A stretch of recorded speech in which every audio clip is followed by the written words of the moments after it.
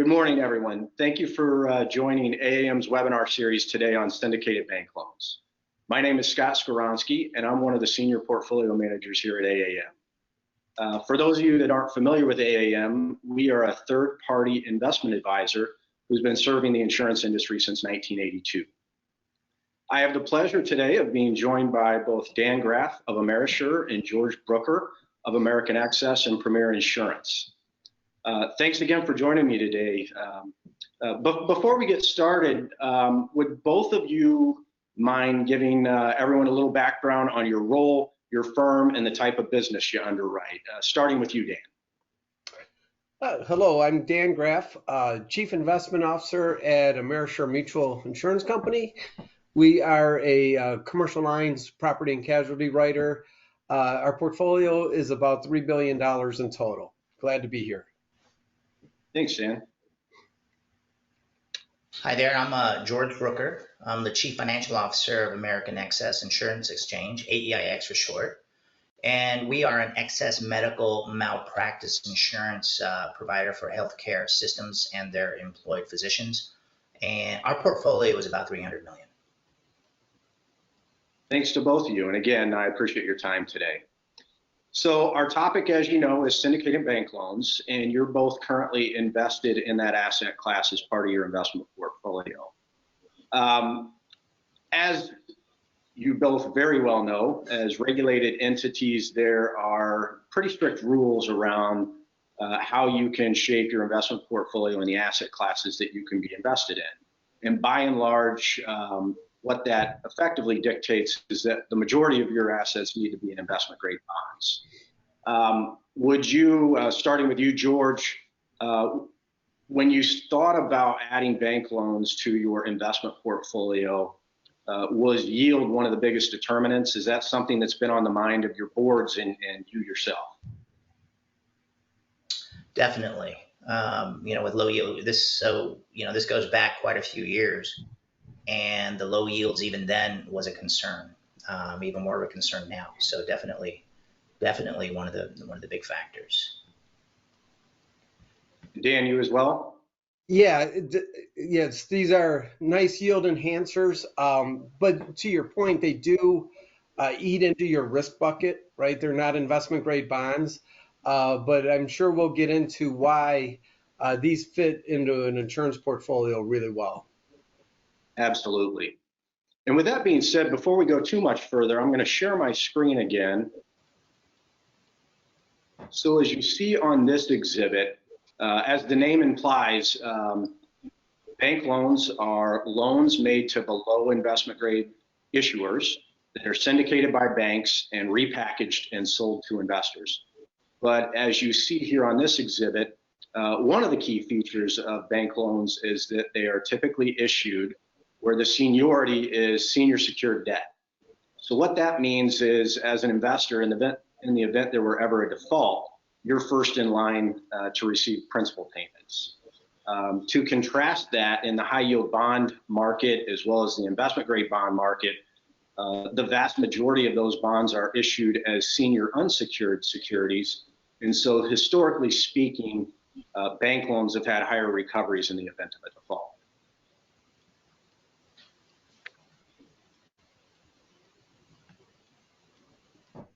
So we talked about yield and that it was a way to enhance yield in your portfolio. But if either of you measures total return, or if that's an important component to you, was that allocation also made as an attempt to produce higher future returns in your portfolio? How about you, George? Absolutely. And we looked at it in terms of volatility and return. So, it adds an element of diversification within the fixed income allocation. So definitely looking at total return and volatility. And these, in addition to the yield they can generate, they're a great diversifier, right? The vast majority of the investment grade portfolio is fixed rate. These are floating rate securities, which diversifies really well in a portfolio, kind of protects you through different environments, rate environments. going up or down. And capital models, asset allocation models love these as a result. Absolutely. I'm great points by both of you, and a nice segue into the next portion of the discussion, which we're going to get into a few more details about exactly how they can be a nice complement to investment grade bonds as well as high yield bonds, talk about their volatility historically. And but before I do that, we've been talking about yield, and they have a yield advantage, and I haven't really put any numbers around that. Using data as of the end of November 2021, if you look at the Credit Suisse Leveraged Loan Index, the yield to worst on that index as of November 30th was 5.25%. So in contrast, the Bloomberg U.S. Corporate High Yield Index had a yield to worst of about 4.8%. And in the investment grade world, the Bloomberg U.S. Aggregate Index, which is the most widely quoted index for investment grade bonds, was yielding 1.69%. So hopefully that gives everyone a little bit more context in terms of this income advantage we've been talking about.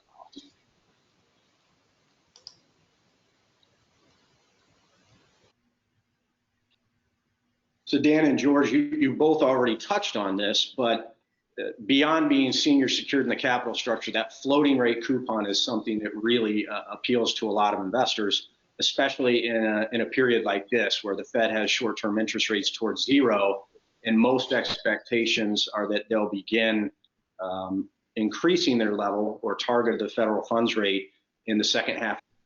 So what that does is it significantly reduces the price volatility that occurs from changes in interest rates. And what this exhibit demonstrates is how that computes into total returns.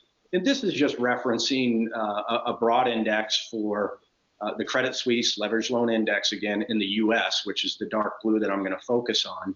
But what this shows is going all the way back to 1998, the total returns on an annual basis of the Credit Suisse Leveraged Loan Index. And what you might notice is that the only year where there were significant price dislocations for this particular asset class was back in the financial crisis of 08 and 09. And beyond that, you see pretty steady positive total returns for all the periods shown on this page, as well as year to date through 2021. And if you take it a step further and break it down by quarterly returns, this data that was put together by our sub-advisor partner, Muzinich, who helps our clients with high yield and bank loan exposure, is it looks at quarterly returns going all the way back to 1998. And you can see that on average, 83% of the time, there was a positive return for the asset class, again, measured by the Credit Suisse Leveraged Loan Index, going all the way back to 1998.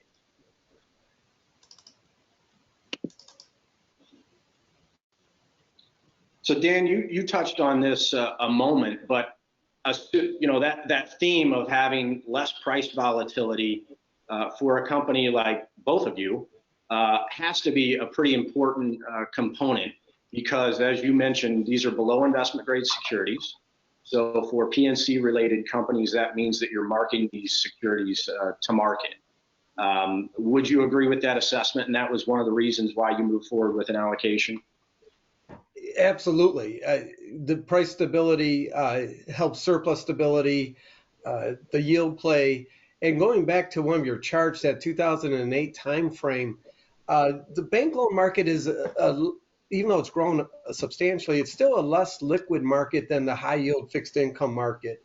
So you could still get technical supply demand issues. And I think largely that's what happened in the 2008 environment. There was just some forced selling in the market that couldn't be absorbed by buying at that time. So the price of bank loans dropped dramatically. A lot of us in the market at that time saw this as just a technical issue. These weren't fundamental credit issues that the market was dealing with. It was just supply and demand. So we aggressively rebalanced back into bank loans throughout that entire period, really having strong conviction this was going to be money good. And then if in case of defaults, the recovery rates are twice as high as in the high yield fixed income market. So you had some comfort in that decision.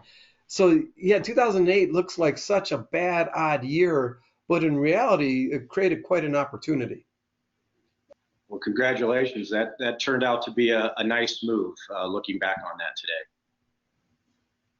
And Dan, I think that's an interesting point. And if you look at what happened in 2020 at the end of the first quarter, I think to your point, it looks like the market dynamics did change, to your point. So pretty interesting. I never really looked at the history going back that far. Yeah, and just to expand on that a little bit, Dan, back in 2008, 2009, relative to the high yield market, the bank loan market was quite a bit smaller at that point in time. And as you fast forward to today, they're roughly equal in size if you look at just total issues outstanding. So that sort of technical price movement based on forced selling should be much less of an issue today. I want to just expand on the risk-based capital treatment that you referenced. And so, we talked about price volatility being important for P&C related companies. But on the life side, they have the added benefit of carrying these securities at amortized cost. And beyond that, from a risk-based capital perspective, if you look at the approved new risk-based capital charges that have been approved by the NAIC, some below investment grade securities actually receive even more favorable treatment under the new methodology. So to give you an example of that, for a life company, if you look at an NAIC 4 today, the risk-based capital charge for that security is 9.7%. Under the new and approved methodology, considering a 4.A rated security, they have more granular rating levels now, that same risk-based capital charge drops down to 7.4%. So on the life company side, there could even be more advantages from a risk-based capital perspective, as well as the fact that you wouldn't be marking to market a security that's an NAIC 4, it would be carried at amortized cost. So moving on from there, I'll start with you, George, on this question. It sounds like Dan has had quite a bit of history with the asset class, but how long has American Excess had history with bank loans? We've been in it since 2011. 2011. And it sounds like, Dan, you've been in it for quite a bit longer. I'm curious Yeah, how long you guys have been in it. I was actually going back trying to figure it out, but I think it's about 2001 or 2002 that we started our first allocation. Wow, that's great. And would you say that your experience with what your intentions were going into, agreeing to make an allocation to the asset class, is both of your experiences, would you indicate that it's met your goals and objectives that you initially had for that? How about you, Dan? Absolutely. If anything, we've continued to add to our allocation over time, I guess, especially maybe in the slow rate environment. They just seem to make a lot of sense for us. And like I said, as you look at your asset allocation and you use various models, they tend to love these asset classes because of the security, the recoveries, and of course, the floating rate nature of them. We've kept steady at our allocation, but we also, we're concerned with downside risk too. So we invest in a manager that's a little higher in the credit spectrum, but the points that Dan is making with diversification, the variable rate, the higher recoveries relative to bonds. So all good points, and all the same reasons that Dan is invested in them, that we at AEIX are also invested in. But we have not changed the allocation though. And on that point, you both brought up what your allocation is to the sector as well as modeling. And I'll just provide some numbers about that based on work that we've done here at AAM. So we can provide asset allocation modeling for our clients who are trying to come up with, okay, what's the appropriate allocation to the sector? And what we do is we measure stressed downside volatility, price volatility. And so we take a look at monthly return data going back as far as we can and come up with what is a 1 in 200 scenario for a stress case downside. So to put some numbers behind that, if you go all the way back to 1993 and look at those metrics, the Credit Suisse Leveraged Loan Index has a 1 in 200 downside stress scenario of about 10%. If you look at that in contrast to the Bloomberg BB High Yield Bond Index, the stress downside for that index is about 15%. And to broaden that further and compare it to equities, we take a look at the Russell 3000 index is a broad measure of U.S. equities. And the same metric, 1 in 200 stress ratio of down 29%. So given that yield of 5.25% and a more favorable downside scenario in a stressed market, our modeling suggests the exact same thing, that you should be skewing higher allocation towards bank loans as you look at your overall portfolio today. Yeah, that's very interesting. So look, Dan, it sounds like you've done a similar analysis with your the increased allocation. Is that? Yeah, we have, and it's really trying to create that more efficient portfolio. And in fact, some of the modeling, we just have to put some limits in there and say there's only so much of bank loans we're going to put in the portfolio, because the model would literally just keep eating us up.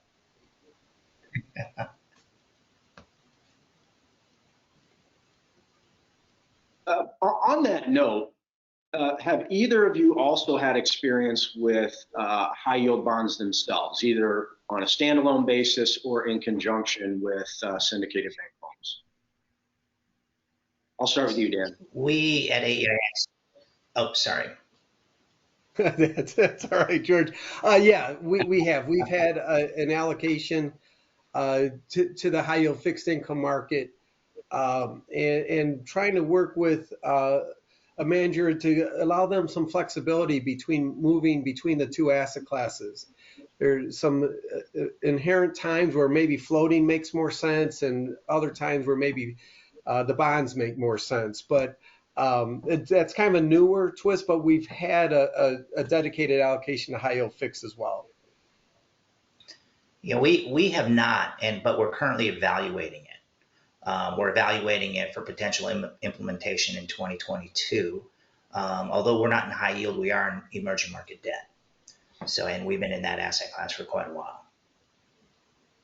Thanks. And on that note, as we talk to clients who are maybe you're considering one asset class versus the other, high yield versus bank loans, there are good complements to have both. And Dan, you referenced that, but what we found is, not in addition to having a little different exposure, one being fixed rate, the other being floating rate, is that you'll find that the sector distribution in the loan market is a little bit different than what it is in the high yield world. So you can get the benefits of added diversification there by going back and forth between the two, or just complementing each other.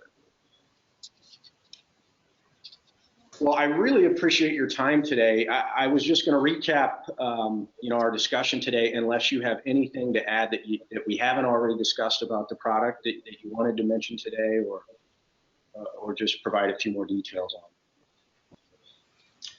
Yeah, I would be interested in Dan's thoughts on what happened in March of 2020 with respect to this asset class and relative to the rest of your portfolio. I thought that was an interesting, just to go back to that one slide on the history of the performance, the annual performance. Yeah, George, it probably was similar to 2008, but not as dramatic, right? The downside in all markets, and they recovered so much quicker, right? But when we look at bank loans, the one thing that we are really comfortable with is rebalancing quickly. You could buy in at attractive prices, and if it really develops into the worst credit crunch in the world, you're going to be proven pretty embarrassing at the time. But us, along with the industry, so surplus, Rich, we were able to afford to take that and get back up to our target limits and then let those securities naturally go back up in price to where they were at in pretty quick order. I was measuring from basically the peak pre-COVID, which was February 19th, to the low in March 23rd. And during that period of time, the Credit Suisse loan index was down 20%. The high yield index was down about 22%, so just a little more than 20%. And then the S&P 500 was down 34% during that same period of time. So as you well pointed out, everything was down, but loans out of those three, at least at the time, had a little better downside protection.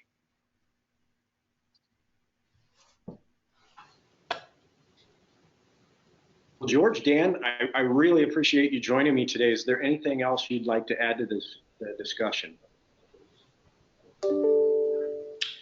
No, other than hoping everybody has a nice holiday and New Year. I second that. Yes. Me as well. Happy holidays to both of you. We appreciate your time today. And just a quick recap of this discussion. When you think about syndicated loans and you're considering them for your insurance portfolios, some advantages are a nice yield advantage, the floating rate coupon that contrasts with most fixed income instruments, the senior secured nature of these securities in the capital structure are all good considerations that we think should be considered by investors. And finally, I'll wrap up by saying that I know you, George, and you, Dan, as well, apply this approach, but we think it's really important that if you're going to have a bank loan allocation, that you do so with an actively managed, higher quality approach so that you can attempt to avoid impairments as much as possible. Okay, thanks again for your time today. This was a great discussion, and I appreciate it. Thank you. All right, thank you.